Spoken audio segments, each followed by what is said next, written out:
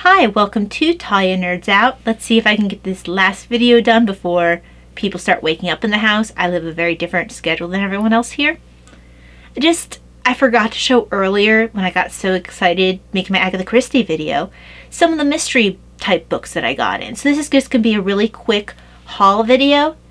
I hope this won't be too long at all because, like I said, I have to start getting to bed. But most of these are mysteries, but this is the second/third book in Timothy Zahn's Icarus series. For whatever reason, he's not counting Icarus Hunt, which is the first one, as part of the series. I guess it runs concurrently to this new series. So it goes Icarus Hunt, Icarus Plot, which I got earlier this year on pre-order, Icarus Twin, and then I think it's next year will be Icarus, because I have this on pre-order as well, Icarus Job. Don't know how long he's planning on making the series go. I enjoyed the original Icarus Hunt. I didn't know he was planning on ever making a continuation of it because it's been many years since the first Icarus Hunt was written. So I'm interested in seeing how this new series plays off of that original book, standalone book. But the description here that Upstream Reviews made about it makes me intrigued. Anyone who has ever been interested in noir science fiction and espionage should read this. Take the espionage of Jean Le Carré, I can speak, the deduction of Sherlock Holmes, the twisty nature of the sting, and you have the Icarus Plot. That's the first book. So I do look forward to this new trilogy that he's having kind of work in the same universe as Icarus Hunt. Then the next ones I wanted to show, and this will be much quicker. This will be a very short video. I was inspired by the A to Z of Victorian murder to pick up a book. And that was this one, The Poisoner. It was one of the sources that was mentioned. The life and crimes of Victorian England's most notorious doctor. In 1856, a baying crowd of over 30,000 people gathered outside Stafford Prison to watch the hanging of Dr. William Palmer, the greatest villain that ever stood in the Old Bailey, as Charles Dickens once called him. Palmer was convicted of poisoning his best friend and suspected of murdering dozens of others, including his wife, his mother-in-law, and 4 of his own children, and cashing in on their insurance to finance his gambling addiction. The first major retelling of William Palmer's story in over 60 years, The Poisoner takes a fresh look at the infamous doctor's life and disputed crimes, finally asking, was Palmer truly guilty?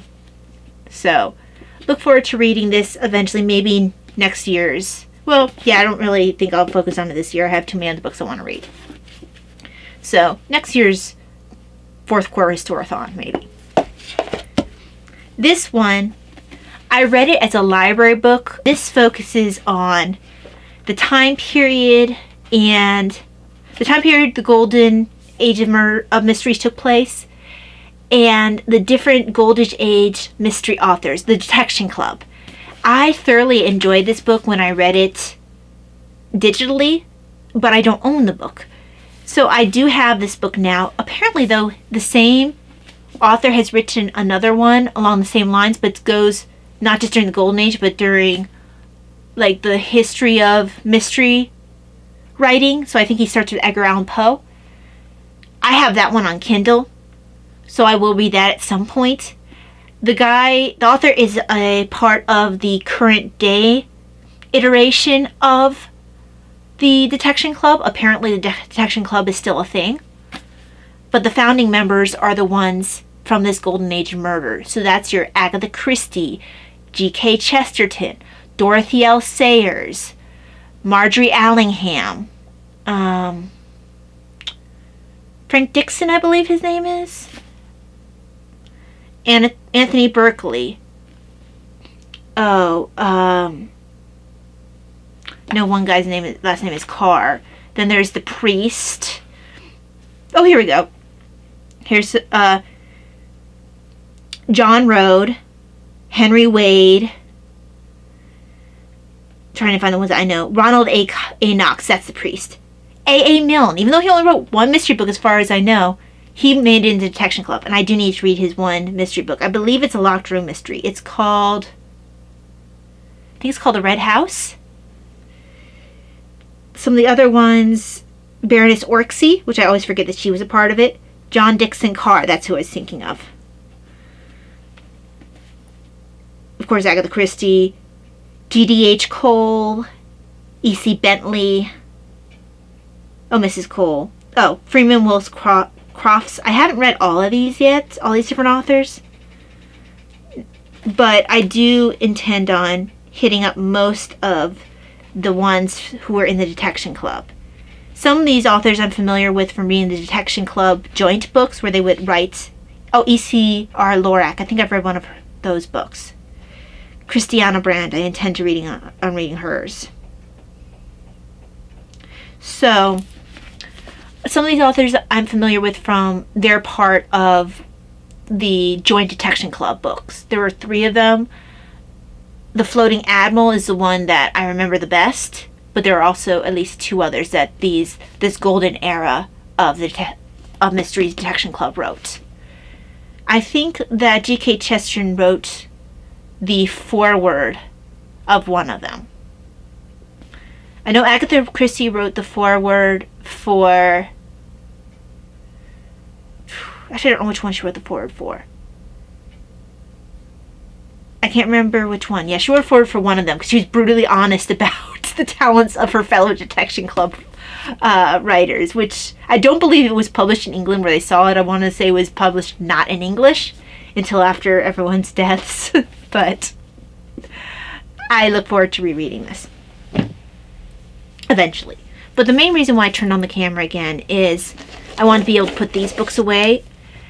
My grandparents had asked me if there are any books that I wanted. And apparently one of the series that I had mentioned to them, thinking, oh, it's a series, then they can just, if they find only a couple of them, that's fine. Mystery books, most of them, you don't have to read them chronologically. That's kind of what's cool about them. So I mentioned this series. This is the Rabbi series. And it's the Rabbi Mystery series. It's by Harry Kemmelman. And apparently they are out of print. My grandparents walked into a used book sale. They saw the whole collection there, picked it up for a steal apparently. So I have the whole collection now. The only one I've read, and I actually don't think I own it, I think I borrowed it, is the first one, which is Saturday the Rabbi Went Hungry. I think, wait.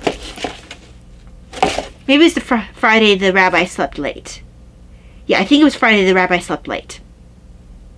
And the reason this author started writing this series was he wanted to write a book explaining, I want to say it was Orthodox Judaism, because he was a Jew, but he wanted to do it in a way that wasn't dry. So he created this rabbi character and he wrote a murder mystery. And I guess it eventually just became a series. I've only read the one book. He has these conversations with, it doesn't feel like it's just information dump, for one thing. I want to make that clear. It's not just information dump. There is a good story in here. But things are told in such a way that you are given an idea of the rabbi's place within the Jewish society, and also there's some conversations that take place between the Catholic, I think he's a detective. I don't think he's like chief of police or anything. I think he's a detective. And the rabbi. And I believe that Catholic detective is a recurring character. So I have all the books. I need to get my dad to fix this one because it's in really bad shape. And I don't think I could read it the way it is. So, yes. I have the whole series. So it's exciting. I'm just going to put all these back. But that's it for this video. This one, just like the last one I recorded, is a little bit shorter. I just wanted to show those books that I ended up picking up. Mostly so that way if I wanted to, I could start reading this series again. This, as you can see, the Friday the Rabbi Slept Late is a very quick read. It's very thin. It's longer than I thought it was. It's 160 pages. But yeah, I'm pretty sure this is one that I read. I'm going to be careful with these because these are used and some of them are in better shape than others. But yeah, if you've never heard of that series, you will have to go and look for it on places like eBay, thrift books. They are available on Kindle, I think. Well, I know the one that I read. I read at least one of them on Kindle because that's how I found them. And I don't even know how I found them. I don't know if Janelle suggested them to me because she would suggest random mystery books to me, or if I found it on my own. I honestly can't remember. But, and by Janelle I mean Janelle Too Fond of Books. She was a booktuber who unfortunately died earlier this year. But she would offer a lot of book suggestions, sometimes personally, but sometimes it's just in her videos because she really enjoyed reading mystery books. And I can't remember if this was one for recommendations or not, or if I found this one on my own. I can't remember. Because it's of that right era where it might have been something that she would have read, but I'm not sure. But anyway, I need to close up this video. I need to clean up this mess in here. It's time for me to start getting to bed. But thank you very much for joining me today for Talia Nerds Out. I hope that you have a very blessed day, night, or whatever it is for you.